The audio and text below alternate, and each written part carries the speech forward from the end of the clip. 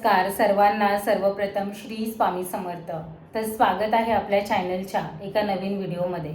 तर आज मी तुम्हाला श्री स्वामी समर्थ महाराजांसाठी सुंदर अशी मल्हारी टोपी शिवून दाखवणार आहे। तर बघा, महाराजांची 18 इंचाची मूर्ती आहे आणि 18 इंचाच्या मूर्तीसाठी महाराजांच्या डोक्याचा जो घेर आहे तो टोटल 9 इंच आहे। तर 9 इंचाचा घेर घेऊन मल्हारी टोपी कशी शिवायची, सुंदर तुम्हाला सोप्या पद्धतीमध्ये एकदम स्टेप बाय स्टेप मल्हारी टोपी कशी शिवायची हे मी तुम्हाला डिटेलमध्ये सांगणार आहे। तर मल्हारी टोपी शिवण्यासाठी कॅनव्हासवरती डायग्राम कसा काढायचा किंवा अजून अट्रॅक्टिव्ह दिसण्यासाठी वरती काही अजून मण्यांची डिझाईन वगैरे कशी करायची हे सगळं डिटेलमध्ये मी तुम्हाला सांगणार आहे। तर व्हिडिओ स्किप न करता पूर्ण बघा। व्हिडिओ जर आवडली तर व्हिडिओला लाईक करा, शेअर करा आणि चॅनलवरती जर नवीन असाल तर चॅनलला नक्की सबस्क्राईब करा। आता आपण महाराजांसाठी सुंदर अशी मल्हारी टोपी शिवायला सुरुवात करूया। तर मल्हारी टोपी शिवायला आपण सुरुवात करूया। तर बघा, मल्हारी टोपीसाठी मी इथे 2 कॅनव्हासचे पेपर घेतलेले आहेत, कॅनव्हासचे 2 तुकडे घेतलेले आहेत। 9 इंचाचा घेर आहे टोटल, त्याच्यासाठी अंदाजे तुकडे कटिंग करून घेतलेले आहेत। अस्तरचे 2 तुकडे घेतलेले आहेत आणि मेन कापडाचे 2 तुकडे घेतलेले आहेत। आता आपल्याला काय करायचं आहे, सगळ्यात पहिल्यांदा कॅनव्हासवरती डायग्राम काढून घ्यायचा आहे। तर एक कॅनव्हासच्या पेपरवरती आपण डायग्राम काढून घ्यायचा, सेम आकाराचा आपल्याला दुसरासुद्धा तुकडा कटिंग करायचा आहे। मध्यभागी फोल्ड करून घ्यायचं। आता 9 इंचाचा घेर आहे आपला, तर तो टोटल आपण 11 इंच घ्यायचा। 11 इंचाचा चौथा भाग आपण घ्यायचा। बघा, 11 इंचाचा चौथा भाग घ्यायचा आणि फोल्डपासून पुढे टिकमार्क करून घ्यायचं। व्यवस्थित असं ठेवून घ्यायचं आणि पेनाने टिकमार्क करून घ्यायचं। वरच्या टोटल आपण 3 इंच घेतलेला आहे। 3 इंचानंतर पुढे वरतीसुद्धा आपल्याला 3 इंचावरती टिकमार्क करायचा आहे आणि साईडला आपल्याला टिकमार्क करायचं आहे 4.5 इंचावरती। बघा, टोपीची जी उंची आहे ती 3 इंच आपण घेतलेली आहे आणि टोक जो आहे तो 4.5 इंचाचा घेतलेला आहे। 4.5 इंचापासून खालचा जो चौथा भाग आहे तिथे आपण टोपीचा आकार देणार आहोत आणि वरतीसुद्धा चंद्रासारखा आकार देणार आहोत। तर व्यवस्थित असं आकार दिल्याच्या नंतर आपल्याला कॅनव्हासचा जो तुकडा आहे तो आपल्याला कटिंग करून घ्यायचा आहे। कटिंग करून घेतलं की त्याच्यानंतर आपल्याला साईडने सुद्धा व्यवस्थित कटिंग करून घ्यायचं आहे। बघा, जसा पेनाचा आकार आहे त्या आकारावरतीच आपल्याला कटिंग करून घ्यायचं आहे।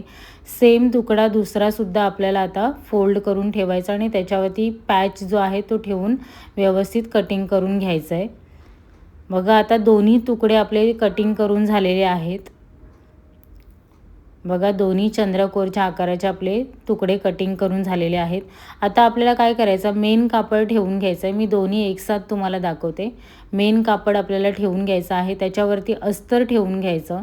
अस्तर दोन्ही ह्याच्यावरती ठेवून घेतलं की त्याच्यानंतर आपल्याला जो पॅच आहे तो आपल्याला ठेवून घ्यायचा आहे। पॅच दोन्ही ह्याच्यावरती ठेवून घ्यायचं आणि खालची जी बेस लाईन आहे तिथे आपल्याला एक शिलाई मारून घ्यायची आहे। दोन्ही पॅचचं जे काम आहे ते आपण एकसाथ करणार आहोत। बघा, व्यवस्थित अशी खालून शिलाई मारून घ्यायची दोन्ही पॅचला।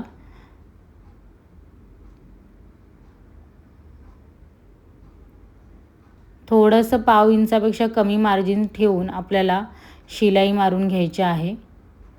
सरळ शिलाई मारून आता दोन्ही पॅचला झालेली आहे। आता आपल्याला जो मेन कापड आहे तो कॅनव्हासच्या दिशेने आपल्याला सरळ करून घ्यायचा आहे आणि वरून एक दाब शिलाई द्यायची आहे।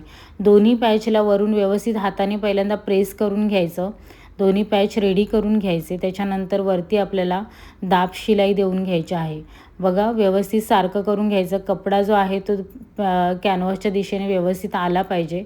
आता दोन्ही पॅचला बेस लाईनला आपल्याला दाब शिलाई देऊन झालेली आहे, बघू शकता। आता जो शेप आहे म्हणजे जो चंद्राचा जो आकार आहे त्या आकाराची जी आपली टोपी आहे त्या आकारावरती बरोबर आपल्याला जसा आतमधला जो कॅनव्हास पेपर दिसतोय ना त्या कॅनव्हासच्या लाईनवरती आपल्याला शिलाई मारून घ्यायची आहे। वरचा जो कापड आहे तो आपल्याला कटिंग करून द्यायचा आहे। व्यवस्थित जसा कॅनव्हास पेपर दिसतोय ना त्या कॅनव्हास पेपरच्या लाईनवरती आपल्याला शिलाई मारून घ्यायची। दोन्ही पॅचला आपल्याला शिलाई मारून घ्यायची आहे आणि उरलेला जो कापड आहे तो कटिंग करून द्यायचा। बघू शकता, व्यवस्थित मी साईडने कटिंग करून घेतलेला आहे। कॅनव्हासचा पेपर आपल्याला कटिंग करायचं नाही आहे, फक्त शिलाईच्या बाजूने आपल्याला एकदम लाईनशीर कटिंग करून घ्यायचं आहे। सेम दुसरा पॅचसुद्धा आपल्याला तसाच करायचा आहे, व्यवस्थित कटिंग करून घ्यायचं।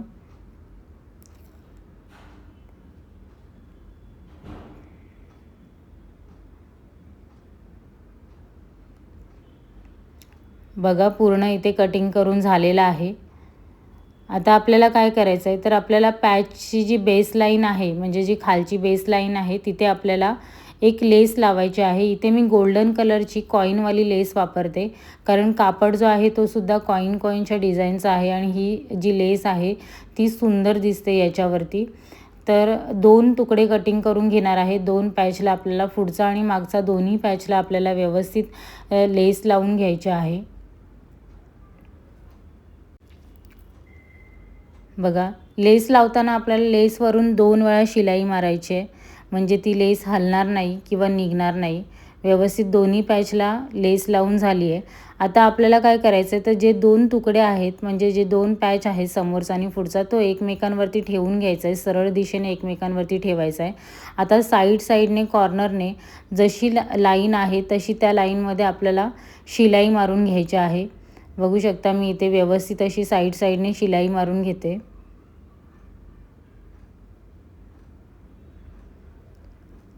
साईडने शिलाई मारून घ्यायची। लाईनमध्ये जर शिलाई मारली तर एक्स्ट्राचा कापड वगैरे कटिंगला येत नाही। व्यवस्थित आपली फिनिशिंगसोबत ही टोपीचा बेस जो आहे तो तयार होतो। आता टोपीला मध्यभागी फोल्ड करून घ्यायचं आणि मध्यावरती पेनाने टिक मार्क करून घ्यायचं। आता आपल्या टोपीचा जो घेर आहे तो 9 इंच आहे। 9 इंचावरती 9 इंचाचा आपल्याला चौथा भाग काढून घ्यायचा आहे। 9 इंचावरती आपल्याला 2 वेळा फोल्ड करायचं आणि जो चौथा भाग येतोय तो मध्याच्या पुढच्या बाजूला एक टिक मार्क करून घ्यायचं आणि मध्याच्या या बाजूला सुद्धा आपल्याला टिक मार्क करून घ्यायचा आहे।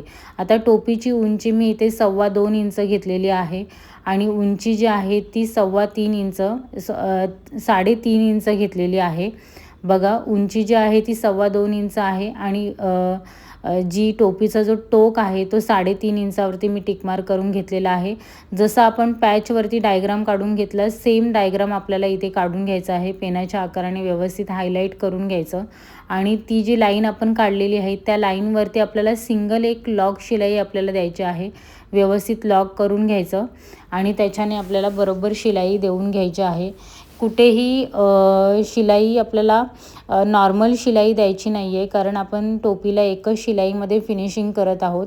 2 शिलाई जर मारल्या ना तर आपल्याला काय होतं, जेव्हा आपण टोपी सरळ करायला जातो ना तेव्हा तो कापड जो आहे ना तो व्यवस्थित बाहेर येत नाही। त्यामुळे आपल्याला एकच लॉक शिलाई आपल्याला करायची, हळूहळू एकदम लॉक शिलाई द्यायची आणि प्रॉपर आपण एकच लाईन टाकून घ्यायची। आता तुम्हाला व्हिडिओमध्ये दिसत असेल तर बघा, एकदम व्यवस्थित अशी एक लाईन आलेली आहे। इथे थोडंसं साईडला लॉक व्यवस्थित झालं नव्हतं, त्यामुळे मी परत एकदा तिथेच लॉक करून घेते।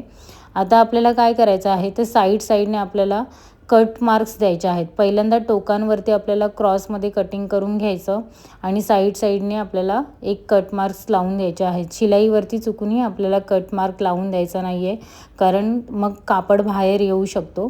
त्यामुळे व्यवस्थित आता आपल्याला हे टोकं जे आहेत ते बाहेर काढायचे आहे। स्क्रूड्रायव्हर घ्या किंवा कशानेही तुम्ही व्यवस्थित असं खेचून ते टोक आपले बाहेर काढायचे आहेत। तर बघा, व्यवस्थित असे टोक बाहेर निघेपर्यंत त्याला व्यवस्थित कापडला हळूहळू आपल्याला खेचायचं आहे वरच्या दिशेला आणि व्यवस्थित टोक बाहेर काढून घ्यायचे। जेवढे टोक बाहेर आलेत तेवढे सुंदर दिसत आहेत। एकदम टोकेरी बाहेर नाही येत, एवढाच बाहेर येतो, कारण तिथे फोल्ड झालेला असतो। आता इथे मी एक पॅच लावणार आहे आणि मण्यांच्या माळाने डेकोरेट करणार आहे। तर बघा, मी इथे एक माळ तुम्हाला कशी ओवायची आणि कशी लावायची हे तुम्हाला मी दाखवून देते, की मोत्याचे बारीक मणी मी घेतलेले आहेत आणि त्याचीच माळ ओवणार आहे। मध्यभागी पॅच लावणार आहे आणि पॅचच्या बाजूला एका बाजूला 2 लाईन आणि एका बाजूला 2 लाईन मी इथे करून घेणार आहे। तुम्हाला मी एक लाईन ओवून दाखवते। व्यवस्थित सुई धागा आपल्याला घ्यायचा आहे, सेम रंगाचा आपल्याला सुई धागा घ्यायचा आहे आणि त्याच्याने आपल्याला पहिल्यांदा मध्यभागी एक जो पॅच आपण ठेवला होता त्या पॅचच्या बाजूने, म्हणजे पॅच मध्यभागी राहायला पाहिजे आणि 2 लाईन आपल्या साईडने आल्या पाहिजेत। बघा, इथे व्यवस्थित आपल्याला पॅच नंतर चिकटवून घ्यायचं। पहिल्यांदा आपण माळा ज्या आहेत त्या लावून घेणार आहोत आता इथे तुम्ही कोणत्याही रंगाच्या मण्यांच्या माळा तुम्ही घेऊ शकता. मी आता इथे मोत्याचे मणी जे व्हाईट कलरचे येतात ते घेतलेले आहेत. आता त्याच्याने मी व्यवस्थित अशी ओवून घेते. धागा घेताना तुम्ही सिंगल घेऊ नका, डबलच धागा घ्या, कारण आपल्याला थोडंसं टाईटनेस आणि थोडीशी फिनिशिंग आली पाहिजे. आणि थोडं लाँग टर्मसाठी आपण विचार केला तर डबल धागाच घ्यायला पाहिजे. सिंगल धाग्यामध्ये मणी ओवू नका. तर बघा व्यवस्थित असे जेवढे पाहिजे ते अंदाजाने आपल्याला एक असं ओवून घ्यायचे आहेत. जेवढे मी आता तुम्हाला दाखवते की मणी ओवून घेतल्याच्या नंतरला कसं लाईनमध्ये लावून बघते पहिल्यांदा की कसं वाटतं, अजून मणी ओवले पाहिजेत का. तर असे व्यवस्थित असं आपल्याला घ्यायचं आहे आणि एकदम टाईट नाही ठेवायचं आहे, थोडंसं लूज ठेवायचं आहे. म्हणजे धागा एकदम ओढून घट्ट नाही आपल्याला घ्यायचं आहे. ते घेतलं ना तर मग काय होतं, ते थोडंसं आपल्याला शेप चेंज होतो. आता अजून 2-3 मणी ओवून घेते आणि जो टोक आहे टोपीचा, त्या टोकातून आपल्याला आतमध्ये एक सुईचा टाका मारून घ्यायचा आहे. बघा टोकाच्या इथून हळूच आपल्याला आतमध्ये सुई टाकायची आहे आणि तिथूनच वर काढून आपल्याला हे बघा हाताने पहिल्यांदा जो मण्यांचा जो शेप पाहिजे आपल्याला त्या शेपमध्ये आपल्याला घ्यायचं. धागा थोडासा सोडायला लागला तरी पण चालेल, पण आपल्याला व्यवस्थित घ्यायचं आहे. हे बघा हाताने सारखं करून घेतलं.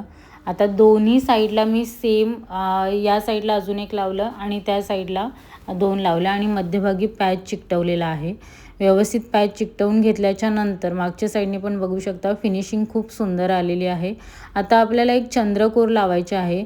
तर मी इथे B7000चा ग्लू वापरणार आहे. B7000चा ग्लू वापरायचा किंवा जर आपण ग्लू गम वापरलं तरी पण चालेल. त्याच्याने व्यवस्थित अशी जी चंद्रकोर आहे ती वरच्या बाजूला अशी टक करायची आणि थोडा वेळ तिला सुकू द्यायचं, नाहीतर ती पडते. आता मी थोडा वेळ सुकून देते आणि तुम्हाला दाखवते. बघा व्यवस्थित चंद्रकोर उभी राहिलेली आहे वरती आणि हलतसुद्धा नाही आहे. आता खूप सुंदर दिसते आणि टोपी एकदम फिनिशिंगसोबत एकदम प्रॉपर झालेली आहे. 9 इंचाचा घेर घेऊन आपण महाराजांसाठी टोपी शिवलेली आहे. 18 इंचाची महाराजांची मूर्ती आहे. तर खूप सुंदर टोपी तयार झालेली आहे. तुम्हाला ही टोपी कशी वाटली हे मला कमेंटमध्ये नक्की सांगा.